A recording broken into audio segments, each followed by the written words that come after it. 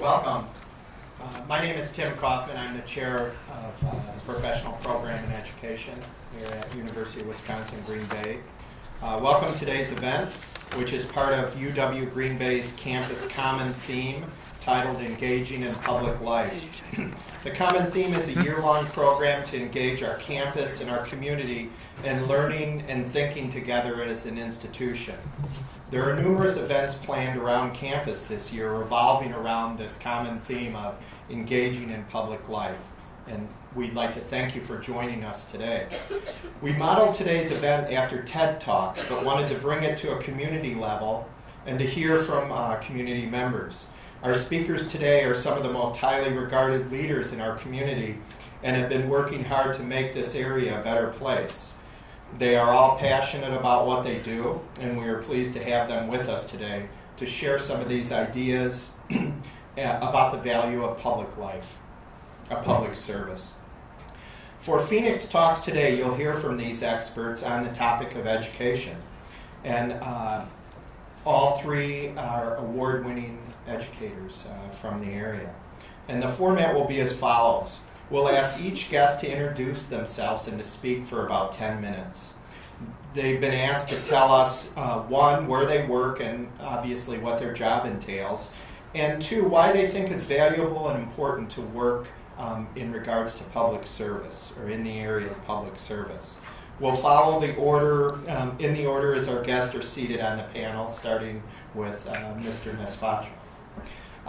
After each guest speaks for about 10 minutes, we'll entertain questions from the audience for the remainder of the time today. Enjoy and thank you to our distinguished guests for being with us today. All are very busy, and we really appreciate them taking time out of their busy life to come and speak with us. We'll begin Phoenix Talks today with Nick Nesfacho. So thank you. Take it away, Nick. Hi guys, thanks for coming. My name is Nick Nesfacho. I am a teacher and coach at Preble High School. I have been there for 12 years, and I'm a little bit more well known as a cancer survivor. I've been a cancer survivor for 19 years. I used to know how many days exactly, but I kind of gave up on that when I started getting really, really busy. Came from a IEP meeting this morning, parked in the wrong place, but I parked in 15-minute parking, and I'm assured by the note on my windshield that either Kim or Tim will pick up my ticket when I get it. I am a little spatially, I guess, out there because I had a brain tumor. I had a cancerous brain tumor when I was 19 years old. And during my surgery, I had a stroke and a meningital infection. And I was told I was going to die from the brain cancer, and if that didn't happen, I was going to die from the stroke, and if that didn't happen, I was going to die from the infection. I was also told that I would never be able to have kids because of the intense radiation and the intense chemotherapy that I went through. I have 4 beautiful little miracles at home, and I want to talk to you about how important it is to engage in your community. I never would have been sitting here today if it wasn't for the community around me, the support I got from this campus, and just the overwhelming support of people I didn't even know throughout Northeast Wisconsin. When I graduated from Denmark High School and I was going to go to St. Norbert, and I graduated from St. Norbert with a business communications degree, but along the way is when I got sick. And I was coaching football and recovering, and I realized how many people I thought were going to easily be my friend when I came back to campus 60 pounds later with a lazy eye and scars all over my head. I really realized who my friends were and who they weren't. And I realized I needed to do something bigger than work in the corporate world. And I started all thinking about it, and I was lucky enough to latch on with a former player at St. Norbert and grab onto a graduate assistantship at Lakeland College and coach for 2 years and get my degree in teaching. I was even luckier to come here to UWGB to get my master's in teaching because I was at an area where I knew I wanted to be a teacher, but I didn't know exactly what I wanted to do. And Tim Kaufman and Linda Tabers-Quack, they told me when it was time for me to write my thesis that I should write it on something I was passionate about. And I was passionate about this group I was starting at Preble High School called Sting Cancer. And that's what I wrote about. And I remember feeling so amazing because my professors were letting me write about something that I was passionate about. I wasn't forced to write on a different topic. I wasn't forced to write about something I wasn't interested in. And it made the whole process really easy. And I remember that Linda told me, I don't know if she was joking, but if she was, too bad because I did it. She told me to write a book. And now, a long time later, I released a book last week, and it's called I Got Cancer, But Cancer Didn't Get Me. Mr. Kaufman's going to make sure that he hands out some flyers so you can all pick up my book. That's my little plug. Anyway, I never thought I'd write a book. I can hardly type, so I am now we are in the 11th year of Sting Cancer at Preble High School. We started with 9 students and myself back in the corner of the library 11 years ago, and we now have it at Edison, where Mr. Weibel is principal.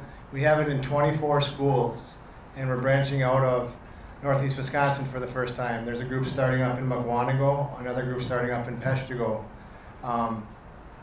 So we have 24 schools, over 2,000 kids every week go to Sting Cancer meetings and help with their community.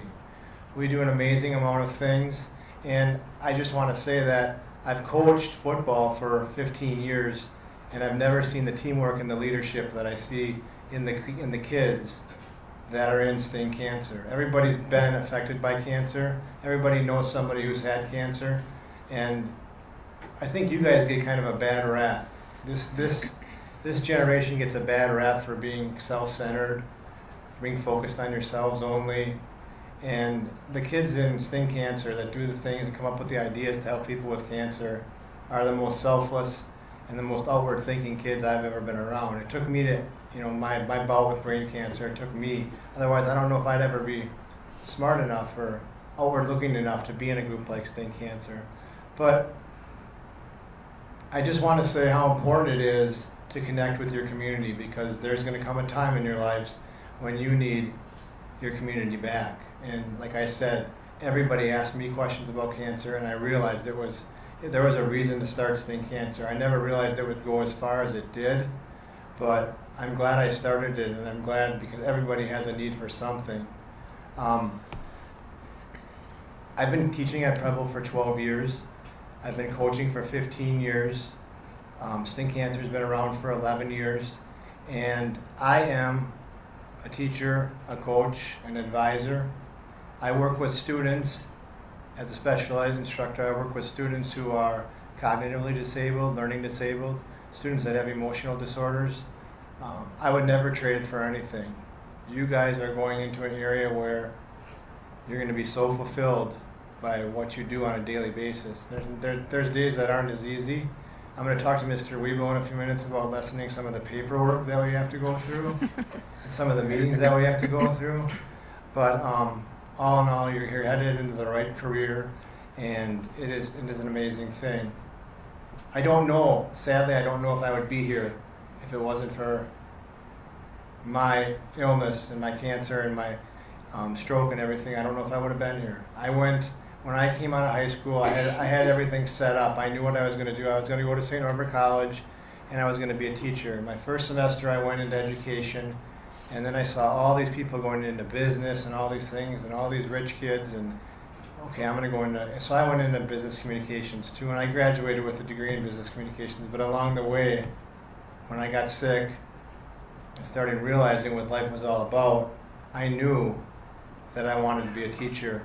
And luckily, a guy that I played football with set me up with a graduate assistant's job at Lakeland, and I got my undergrad degree in education. So that was my first big, I guess, stroke of luck. And my second big stroke of luck was meeting Mr. Kaufman and coming here, and now being able to come back here as a leader in the community. I'm very blessed, and by the way, though, I wasn't supposed to be able to have kids either, and I have 4 little kids at home. I have a 9-year-old, a 7-year-old, a 5-year-old, and a 4-year-old.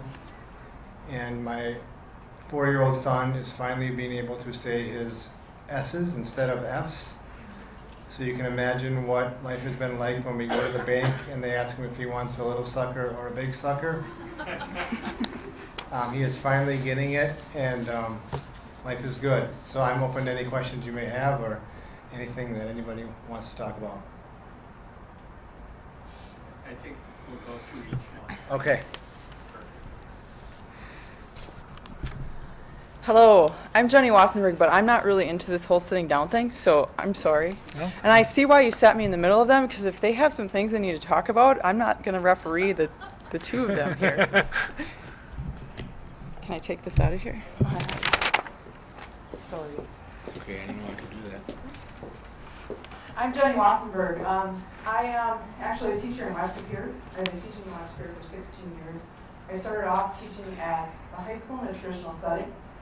And what's interesting is I received my undergraduate from U of Green Bay, and I was first going into psychology and human development. I have a double major in psychology and human development, and I thought, you know, I really love those subjects, but I'm not sure I really want to go into the area of counseling. It's funny because that's what I do now anyway. But I was told by one of my professors I would never find a job teaching psychology. I don't mention any names, and I did. The first job I found was teaching psychology. And that is what I taught when I taught in the traditional setting. While I was teaching psychology, human development, and lots of other different social studies areas, I decided to continue my education and finish the master's program here.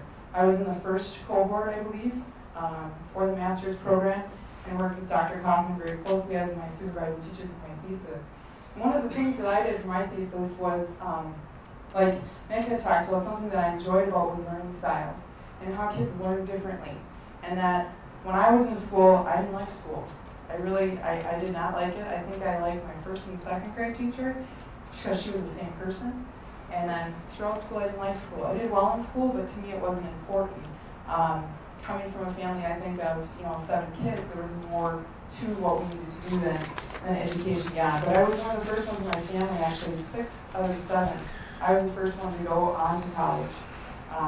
And college was difficult, except I had class with a professor, and that was the first professor that I wasn't a number, and it was actually in Rose Hall. I was sitting in the lecture hall, and he was an individual that he got to know every single student who was sitting in that lecture hall. And I remember him coming and sitting down next to me, and there was a kid sleeping next to me. I don't know who the kid was, still to this day I don't know who he was, but he said, obviously he's not getting much out of this class, so he probably shouldn't be here. What do you think I should do? I don't know, when we're in front of this whole lecture hall. So he was a teacher that really made me think about why I was there and what the purpose of me being there would be, and that's when I decided to go into education. I wanted to teach it. So with my master's, talking about learning styles and really trying to figure out those kids that were falling through the cracks, what do we do with the kids that are falling through the cracks? Because I had lots of students in my room that you want to save everybody. Everybody starts with wanting to save everybody. And it's difficult to do that. But what if we could save some of those, maybe 10% of those kids? So after writing my thesis for my master's on different learning styles, West Superior School District, out of a strategic plan, decided that they wanted to start an alternative program and was looking for something that would help those kids that were falling through the cracks. Until they came across project-based learning. Are any of you familiar with what project-based learning is? Do you want to talk about it?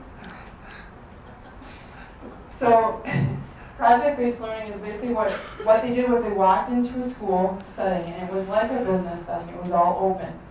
Kids having their own desk areas. But what students do is they research in depth what they have interest in. And they're still covering curriculum. I know a lot of questioning is, are they covering curriculum? Are they doing what they need to do? They're still covering Common Core. They're still covering standards that they need to cover, except that they're the ones that are choosing those standards and understanding the Common Core along with us as teachers. So they're really going in depth. So for us, it's more like they do small projects to cover that curriculum, and it's similar to writing small theses for master's programs is what they're basically doing.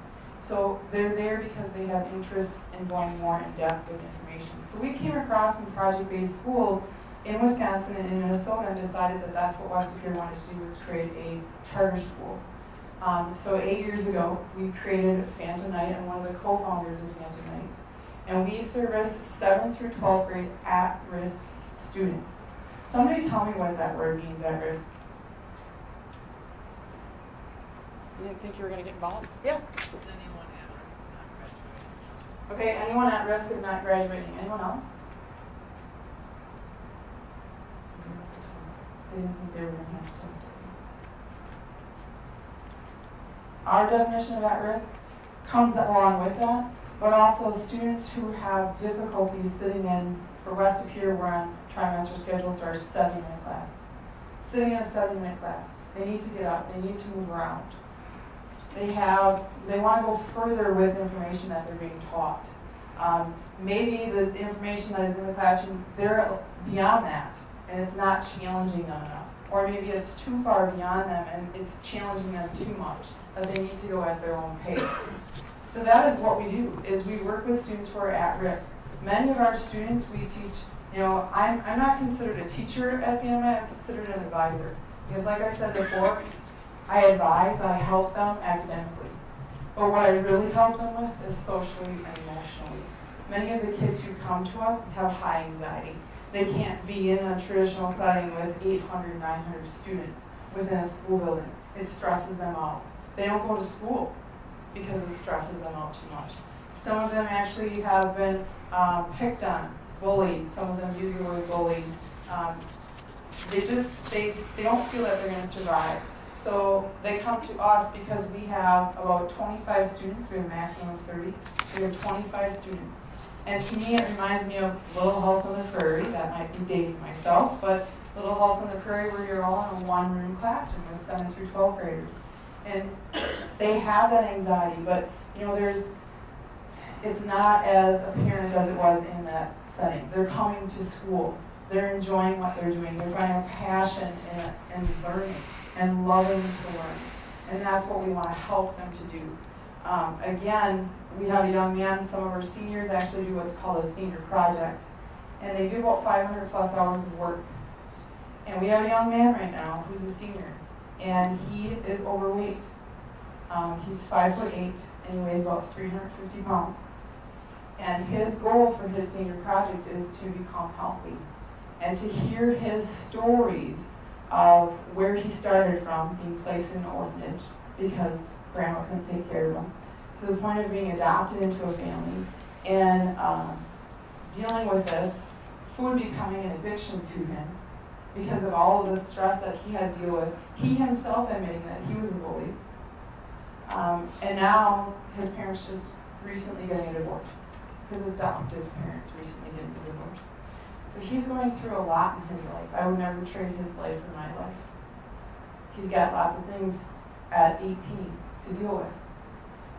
That's the kind of kids that we help. Another young lady, a lot of misfortune within her family right now. A lot of misfortune for her.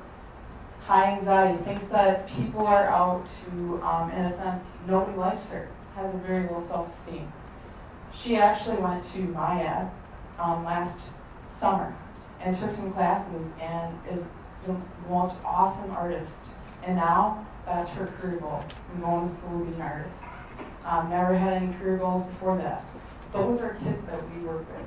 Those kids that are falling through the cracks. Granted, it's not everyone who's successful in a project-based setting, but it's also not everyone who's successful in a traditional setting. So we probably service about 10%, 15% of that population of students, because the rest of them are successful in a traditional setting. But we do everything we can to empower them.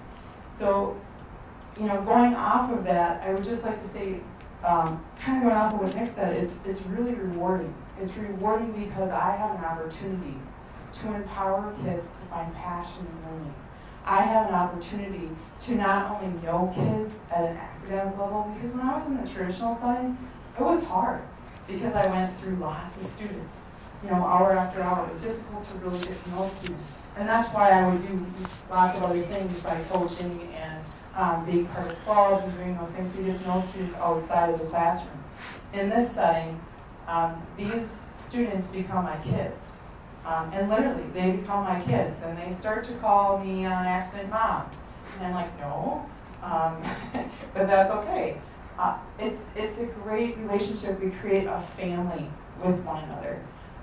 But you know, I have some things down here that, one of the things that I always have to remember is that I teach students. I don't teach a subject. You know, I don't teach social studies when I was in the traditional setting. I teach students. And in order for me to teach students, I have to know who my students are, and I have to give back to them. I think the one thing that I get out of it the most is that I learn something new about myself every single day, because my students are teaching me something every single day. Whether that be that I'm sitting down and counseling them in a sense, mostly listening is what I'm doing. They're teaching me something about how they're overcoming obstacles in their life, and they made a choice. What better they know their learning style now in high school than when they sit in the seats that maybe you're sitting in and questioning, where am I going? Because I did that when I was in college too. I questioned, what am I supposed to do? We're giving them that opportunity now to question that so late in life, but question that a lot earlier in life. Do any of you know who Les Brown is? Or have heard of Les Brown? He's a motivational speaker that's actually well known around the world. And this was he was brought to my attention by actually a former student. This former student struggled in life, didn't know what he wanted to do with his life, actually became a professional poker player. Didn't do so well, so decided he obviously needed to do something else with his life. And he started his own business. Fitness was something that was really big for him. And what's interesting is that this young man that brought this motivational speaker to mind is actually going to mentor the young man I was just talking about with losing weight, because he started his own business in personal training. And now is actually training to add to his business in massage therapy. But he introduced me to Les Brown, and what's interesting to me is that Les Brown, when he was a child, was labeled educable, mentally retarded, slow learner. And he struggled with that for a long time in his life. Struggled with his self-esteem, with his confidence, with what he was going to do in life. And now is one of the most sought-out motivational speakers. And I just want to read you a quote, because I think that this says a lot about why going into public service is an amazing thing. And what you have to offer people and what you can learn from them, and giving you the ability to be innovative. So I just want to end with this. I know something about you, even not knowing you, that you have greatness within you. You have the ability in you to do things that you can't even imagine. You have talents and skills in you that you haven't even begun to reach for yet. It's, I think, what explains public service is being able to let kids know that you see things in them that they may not see themselves, and you're going to help them get there. Thank you.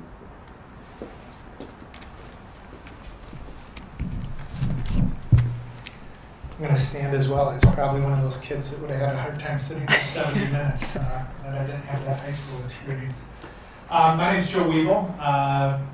Tell you a little bit about who I am, what I do, how I got there. But I think most importantly is the why you do all those things. And that really speaks to what public service is about and why people choose that career path or maybe have it chosen for them.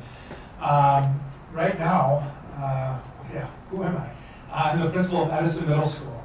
It's not too far from here, about 4 or 5 miles away. There's some connections certainly with Nick and some family members, and actually one of the professors here that is a former Edison alum, much before my time. But it's just a wonderful school. It's a wonderfully diverse school, about 1,175 kids, grades 6 through 8, 100 plus staff members, and just a real vibrant learning community. So that's what I currently do. Never thought I'd really end up there though. Came here 20-some years ago on a swimming scholarship, and quite honestly came here to swim and just did the education part because that was part of the deal. You had to do both. But figured out I really liked school, so much so that after graduating from here in 5 years, went back to school 3 more times to do a bunch of other stuff. Worked for Coca-Cola for a while, and that's where I kind of had that first epiphany in life that, hey, it was a good job, but it really was just that. It was a job, and I didn't have a why to what I was doing other than I needed a job to pay my bills. Roundabout way came back to education. I had an opportunity, one of my opportunities was to go back and get my master's here. It's had a tremendous experience. That's where I met Dr. Kaufman and just learned a lot about who I was and what I wanted to do. I got a little bit sidetracked, but eventually made it to the classroom. Taught for 4 years over at Southwest High School, and then just was lucky enough after going back to school again to get my administrative license, to get a job being an assistant principal, and have never turned back. It is truly what I love to do, and it is just a really neat thing. Not so much for what the job is, and some of you can probably imagine what it is. It's scheduling students, it's dealing with discipline, it's finding great opportunities for gifted students. It's just kind of that day-to-day being in the building. But it's so much more than that. And it took me really a number of years. You just kind of have some experiences that help put life in perspective. So when you're first starting a job, you're just trying to keep your head above water to figure out what you're supposed to be doing, and you get the minimum done, and that's usually pretty good. But then you have opportunities to grow. And I can tell you really what hit me about why public education, which I'm certainly a product of from early on to right now, is just so very important, and what an opportunity it provides. And this happened last year with my staff. And when I think of what I do, I really think it's what we do. And it's really hard to separate yourself as the principal of a building from the building. It really becomes one and the same. So those are my kids. Our staff is a collective team that really works with those kids. And we were in the longest, shortest month of the year, which when you're in education, February has got to be the longest month ever, even though it's the shortest. So we're right in the middle of that, and it's a tough time for kids. I think it's a tough time just in general in Wisconsin because everyone's had more than enough of winter. And for some reason, no one ever schedules a day off of school in February. There's spring break, there's all kinds of stuff in January, but February is the lost month where you're there every day and the kids feel it. So I have an absolutely wonderful associate principal who really should probably be doing my job and I should be doing his. And he turned me on to a neat blog called Mind Steps. And I don't use it often, but just really found an article that struck a chord with me, and I found out what it meant to our staff, and I think this is the connection to public service. The author, which could have been one of many people that write on this blog, titled the article just about a year ago, Hold On to Your Why. And I'm just going to read you a few sentences of a much longer post here.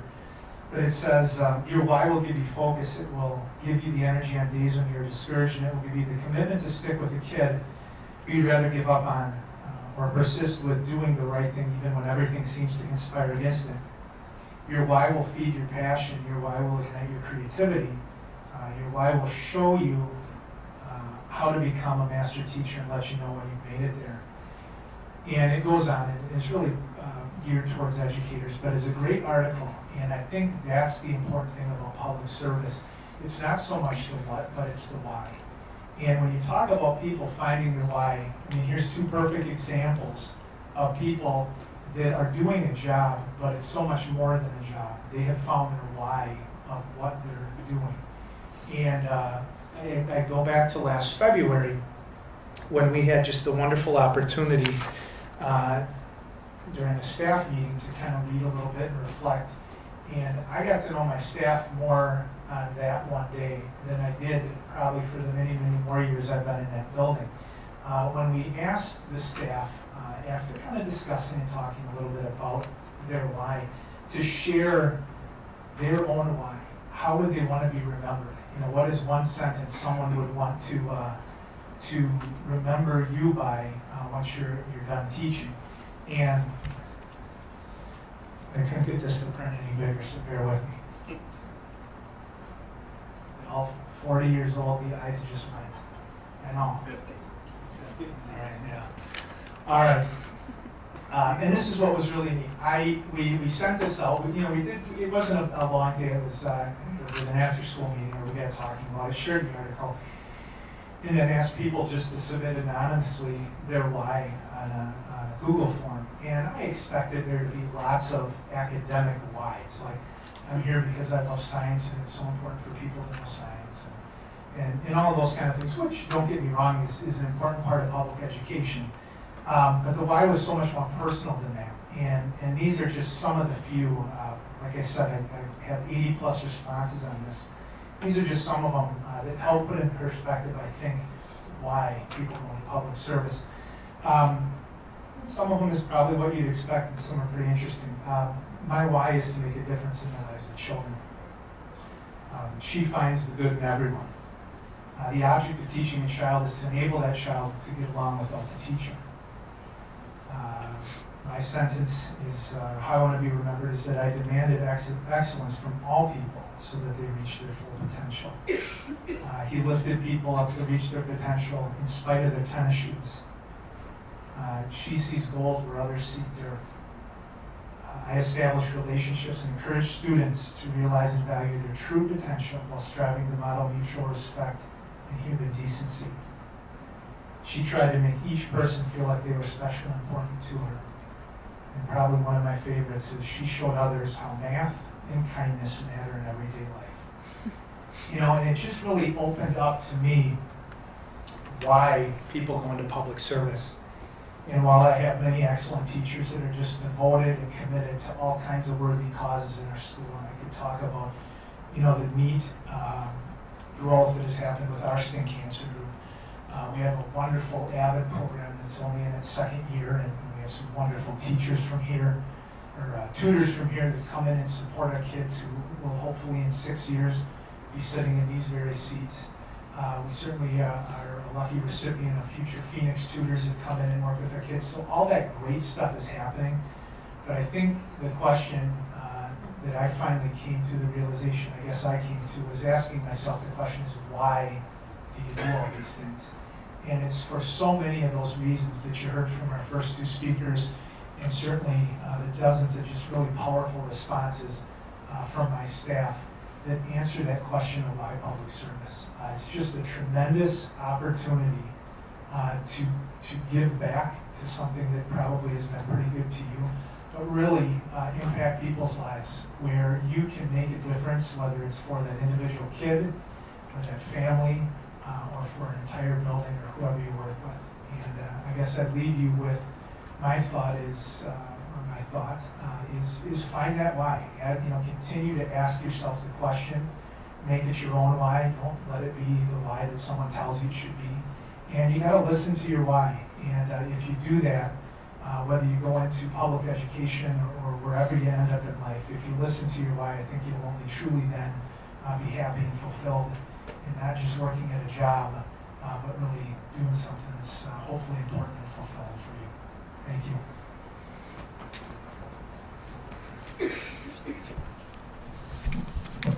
Thanks to all our speakers. We'd like to have a little time for questions, so please open up and ask. I'll bring the mic around, I think. You could direct it to whoever you want. Tim, I'll start with you. Sure. And I'll use my teacher voice, so Okay.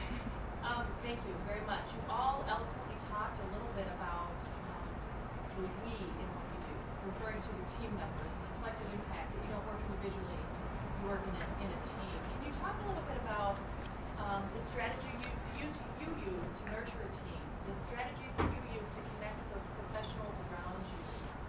Why is the team approach important in your work? Why is the team approach important in serving our public life around us? I'll get us started. The reality is you can't do it alone. There is just so much work to do that if any one person in my building thought they were smart enough or could work hard enough or long enough to get the work done, it's just not a reality. So I just really view, we have just an amazing staff, and it's really about creating leadership in your building with anybody and really finding their talent, and that's what allows us to get anything done. So that we is I think the right decision, but it's really the only decision in my mind if you're going to accomplish anything with the amount of work that needs to get accomplished. Are we at Phantom Night is a little different. There are 2 of us, so Still we. yeah, it's still we. We're in charge of 25 students. We do have there's the 2 of us that are in charge, but there's many other people who come into our building that help out, and I will kind of feed off of what was just said, is that we couldn't do it without the retired teachers that we have come in. They come in and they work with students individually.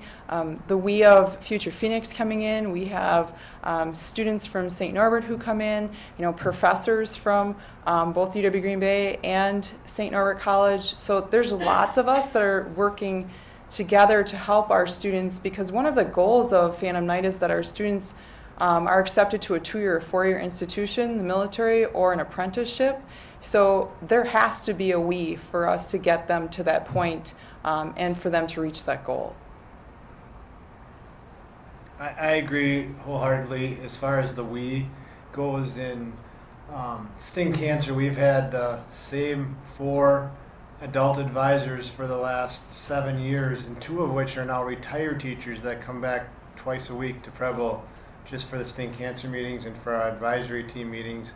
But whether you're talking about the classroom, whether you're talking about extracurricular, everything in life and education is all about a team. And even I'm going to mention it with Jenny in the middle, even the paperwork, even all that kind of stuff that I'm just joking, because I know he is not the giver out or of all the extra stuff we have to do. But it makes you appreciate all the paperwork, all the meetings, and all that stuff does make you appreciate the moments with students, both in the classroom and outside. And you really do appreciate the people you work with, because without them, you wouldn't be where you are. And it's a neat feeling. I don't think you have that in all other careers. So. Other questions?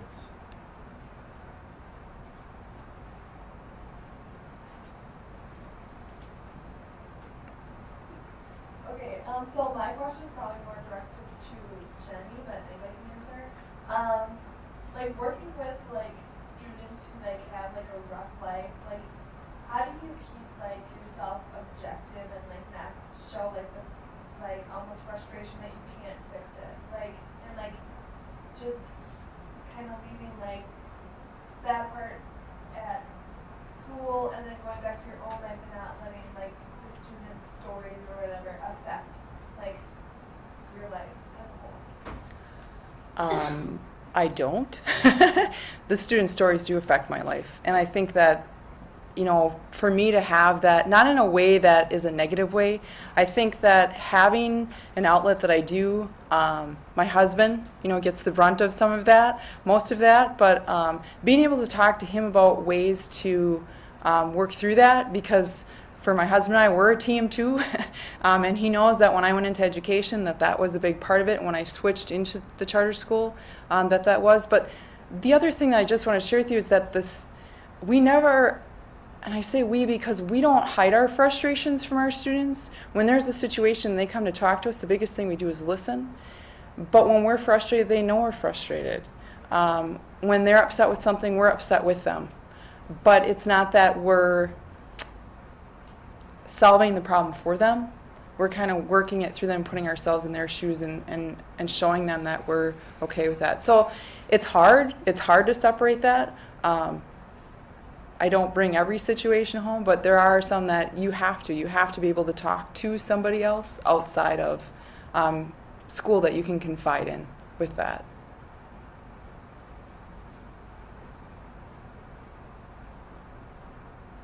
Other questions?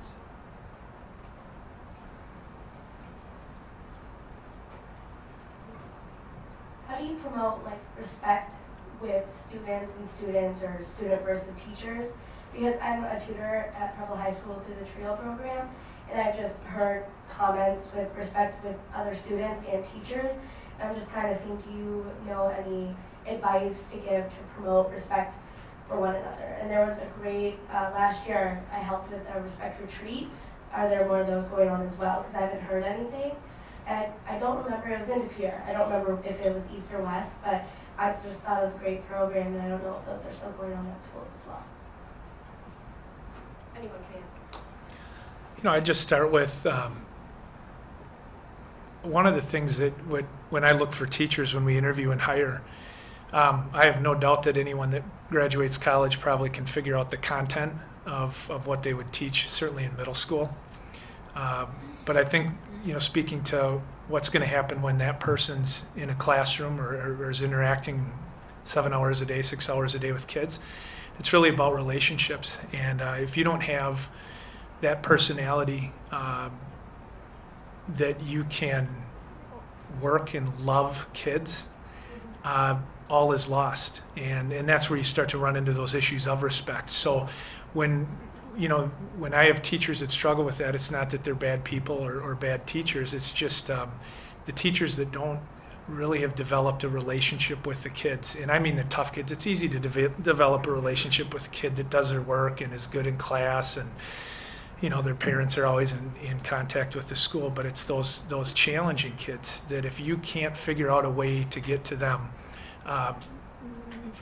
you're not going to learn anything. And so again, that's a tough, you know, there's not an easy answer. Well, how do you teach someone how to develop good relationships? But I think that's a lot of it's a personality trait. Do you have the personality, the likability to get along with what can be immature, obnoxious, you know, 12, 13-year-old kids? And I guess that's my perspective, or at least one view on it.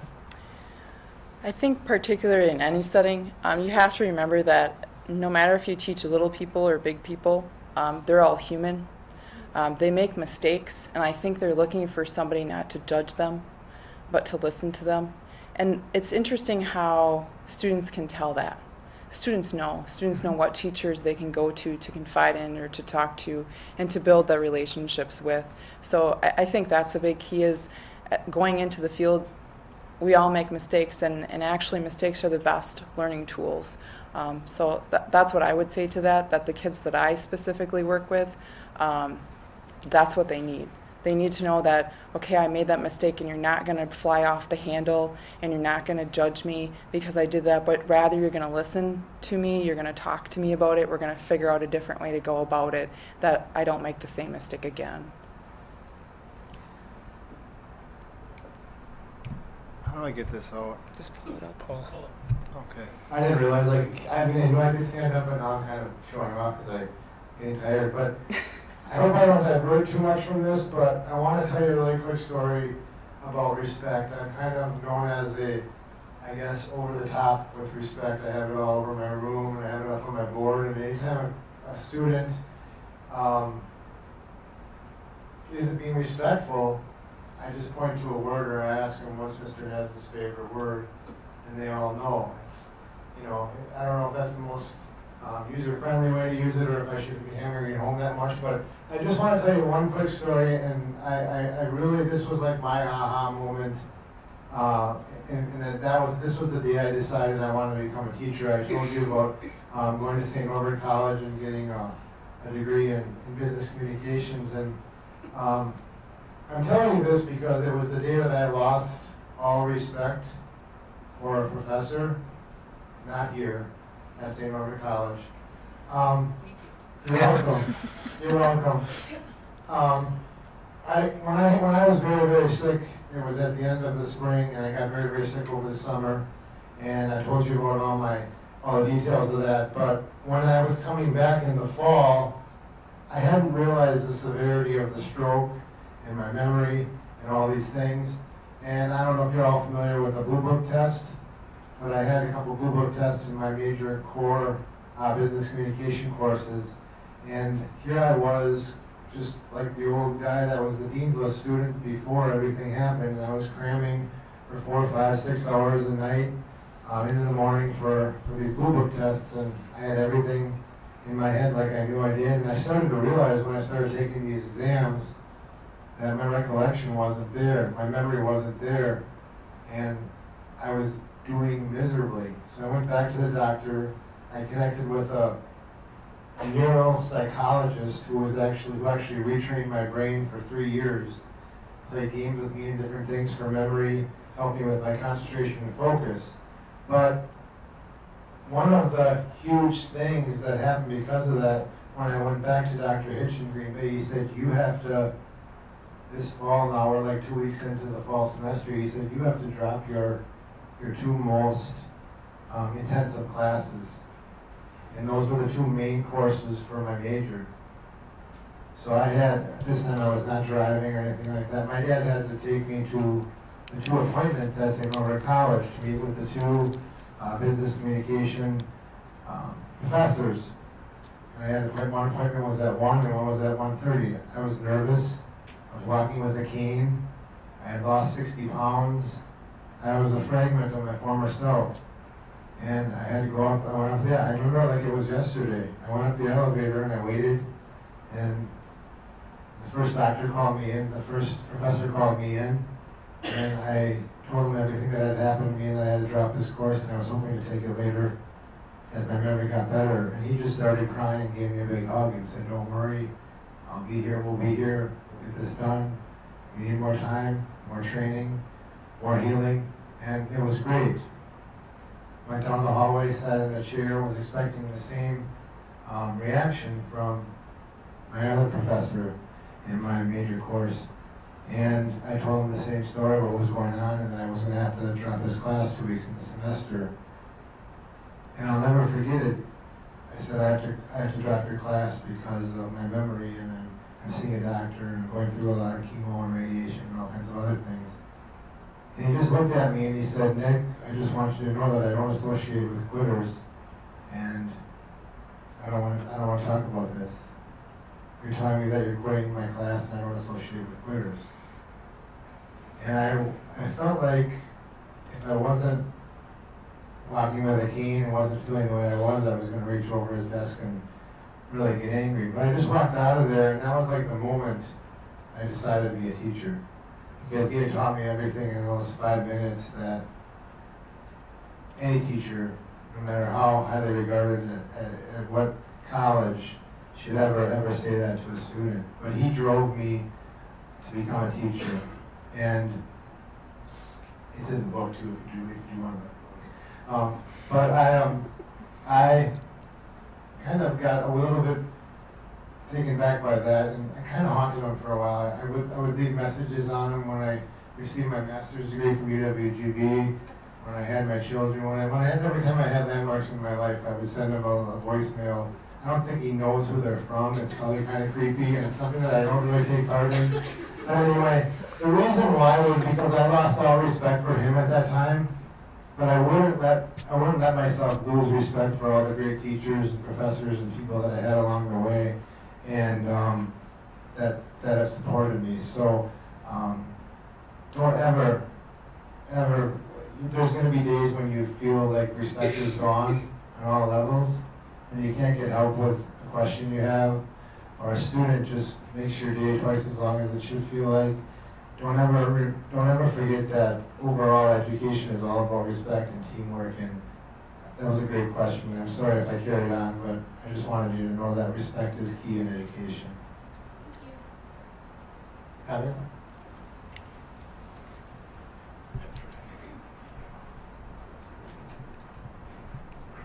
Each one of you have touched on your continuing education going back for master's. How do you feel that transitioned your why, or formed or helped to form your why? Or was it more experiences in the field, or was it equal? He looks at me. He looks at me. Like I had stated, my master's degree actually, doing the thesis on learning styles brought me into where I am with Phantom Knight School. I also continued my education. I do have an administrative master's from Marian University as well. So I think that as a teacher, you continue to educate yourself. You continue to try to understand where you're at, what your why is, because I think sometimes as you go through, your why changes. For me, with the learning styles is, why are students falling through the cracks? Why I want to do this because this is helping these students. I think now, too, with my administrative aspect of that, I'm also looking more into, kind of question, like it's furthering my why as to now what am I going to do with the administrative aspect of that in Phantom Night?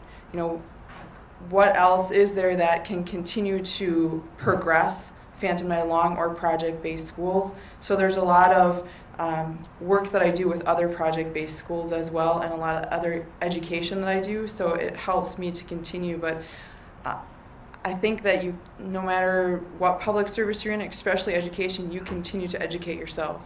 And I tell my students, I've been in school since I was in kindergarten. You're complaining because you're a 10th grader. I've been in school since I was in kindergarten, and I've never left. So I don't know, I just think that education is so important. It continues, and your why changes. It will change throughout. Just like your major changes probably about 5 times, I think your why changes throughout your whole life. Yeah, I would say the same thing. I think just life circumstances and experience change who you are and what you want to do. And that opportunity, I really truly fell in love with being a student. And my wife finally cut me off and said, enough being a student, stay working.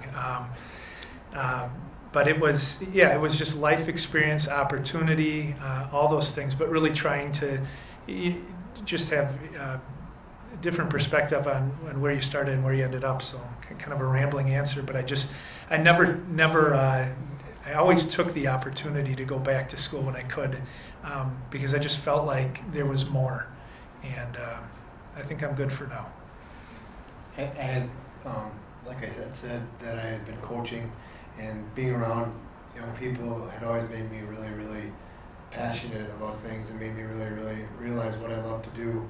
And when I had the opportunity to go back to school, and I had the opportunity to continue to do it, I just realized how special it was and how much. I guess the huge thing is making a difference. Where I didn't feel I was doing that as much when I was working in the corporate world, which is only a few months, but making a difference is something that I've always been big on, and I've always hoped that I can continue to do. So that's my why.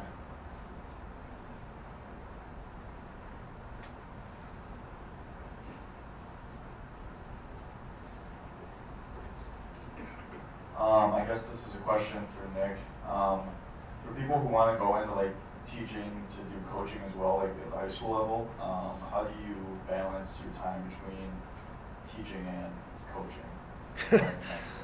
That is a really good question. I am the most organized person in the world. I luckily have a great advisory group for Sting Cancer that does a lot of things, a lot of the background stuff that I get a lot of credit for, but it's because of the great people that are around me. Surround yourself with really good people. For me, coaching is something that I've always done, as far as coaching a sport or doing an extracurricular. So it is something that you have to manage your time. You have to come into school, and even though you're not scheduled or by contract to be there till 7:15, I'm usually there by 5:45 or 6. Off season, I'm in the weight room with the players, or I'm doing a Sting Cancer event at another school, or trying to recruit another Sting and forward team, whatever. I'm always making time after school. I think the biggest thing is too, and I think Joe would say the same thing, that the really, really effective teachers and people that do the extra stuff just know that they're not going to work a 8-hour day, or they're not going to work a 40-hour week. And I lost track of what those were a long, long time ago. And I'm not complaining at all. I love my job and I appreciate everything I get from it. But I would say the biggest thing is just going into it, knowing that you're going to be one of the first people at the building and you're going to be one of the last to leave. But those are the really key rewarding things, the extra stuff you can do. Does that answer your question? Yeah. Okay. Other questions?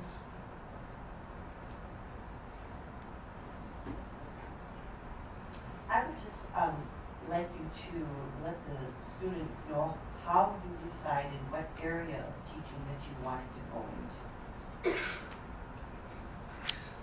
into. I was really not a strong math or science student, so and just had a love for history. Actually, my undergrad from here was public administration and political science, and so just naturally some of the coursework that came with that really drew me to the social studies area. So that's my teaching area was social studies, only because of personal interest at the time and still continues to be.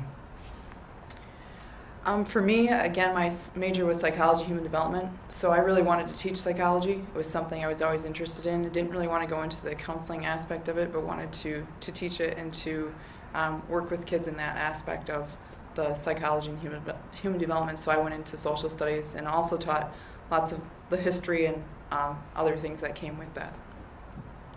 I'm all social studies, and like Joe, I struggled in math and science.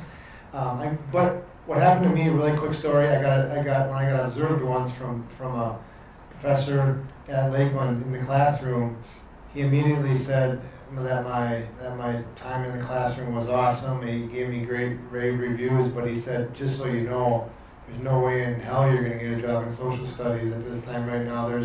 Every school's got 150 applicants for any job they have. He said, but you have the ability and you have the personality to go into special education. And my answer is that I jumped at that opportunity because I had a niece with Down syndrome and a nephew with autism. So I had a lot of background growing up on special ed students, and I loved working with them, and I've done a lot of outside projects with people with disabilities.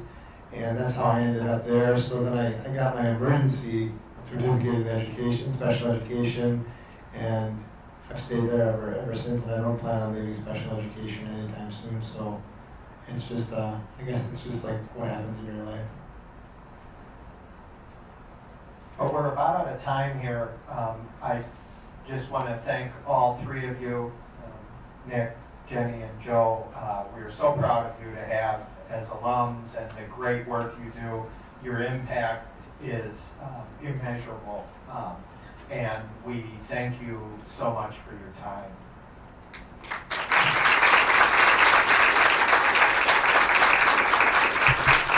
I know Nick brought some handout too, so if you want to grab one and the way up, that would be great. And Kim, I don't know if you want to